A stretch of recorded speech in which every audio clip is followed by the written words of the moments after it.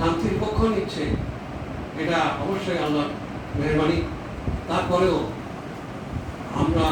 আমি ব্যক্তিগতভাবে আমি ছোট্ট মানুষ কিন্তু প্রত্যাশা করি যে আমাদের এতগুলো মুসলমান দেশ, এত কোটি কোটি আমাদের মুসলমান, 2-5 লোক কিন্তু এই জন্যে কোনো ভূমিকা নিচ্ছে না, কাজ করছে না। তাদের করা উচিত ছিল যে বিশ্বের দেশে দেশে যে ইরানের পক্ষে জনমত করেছিল। আজকে বাংলাদেশে এরকম জনমতের জন্য অনুষ্ঠান হওয়ার দরকার, দরকার, এবং সবচেয়ে আন্তর্জাতিক পর্যায়ে কিছু ভালো উন্নত মানের মানুষ, নামি দামি মানুষ যদি বিশ্ব মানব তারা যদি বের হয়ে কাজ করেন, এটা খুব ভালো একটা কাজ হবে এবং প্রচন্ড সাপোর্ট তারা পাবেন।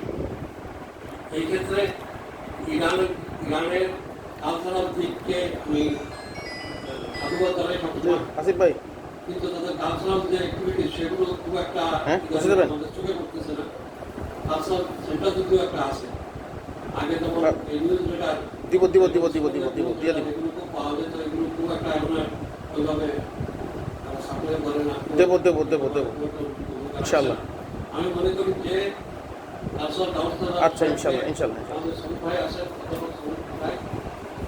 উনি ফার্সি জানা মানুষ, উনি বোঝায় বলবেন যে আজকে ইরানের উচিত হবে সারা বিশ্বের মানুষের কাছে এই কালচারাল প্রোগ্রামের মাধ্যমে ইরানের অবস্থানটা তুলে ধরা, যে আমরা বিনা অপরাধে